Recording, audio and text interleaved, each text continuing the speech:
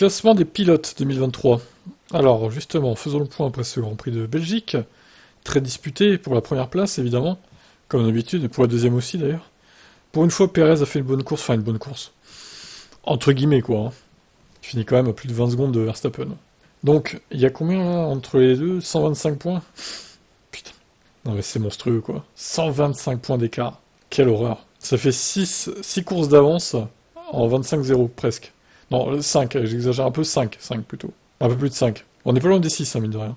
Donc Aston Martin avec Alonso, donc troisième à 149 points et 148 points pour Lewis Hamilton, qui revient à un point de Alonso. Ça va être intéressant cette dernière partie de saison, avec la bataille pour la troisième place entre les deux. J'espère évidemment qu'Hamilton va l'avoir.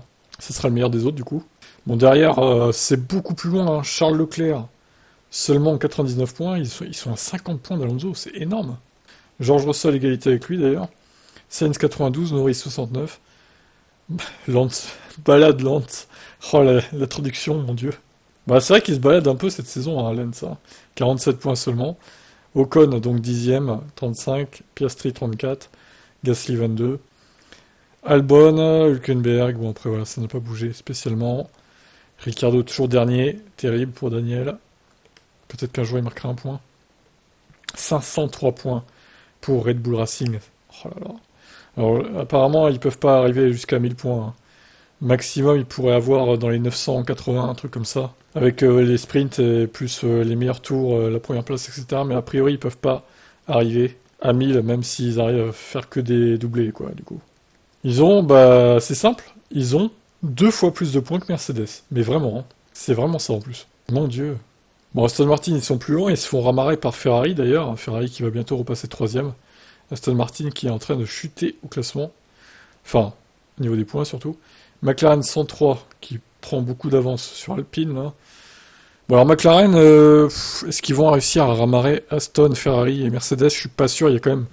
Surtout pour Mercedes, il y a beaucoup de retard hein, accumulé pour McLaren en début de saison. Alors, est-ce qu'ils pourraient arriver talonner un peu Aston à la fin de la saison? Peut-être, si vraiment Aston ne revient pas. Il y a moyen, peut-être. Mais bon, c'est pas sûr. Hein. Donc Alpine 57, Williams CAS 11, Alfa Romeo 9 et AlphaTauri 3. Voilà, donc maintenant on a une pause d'un mois. Donc 4 semaines sans Grand Prix. Enfin, 3 semaines plus la quatrième, donc qui aura le Grand Prix de Zandvoort chez Max. Bon là, évidemment, on s'attend évidemment à la victoire de Max Verstappen. Comme souvent cette saison, un peu trop souvent d'ailleurs, à mon goût. Et on va être courageux, hein, on va essayer de finir cette saison 2023. Ça va pas être simple. Depuis que j'ai créé la chaîne, honnêtement, depuis que j'ai créé la chaîne, c'est la saison qui me passionne le moins.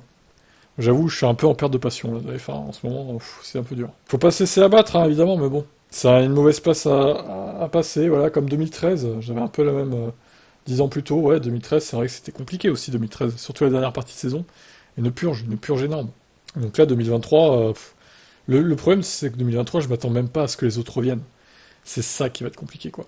On va avoir une purge de bout en bout, et ça c'est dur quand même à accepter. Bon, enfin bref. Les fans de Red Bull sont contents, eux. Ciao.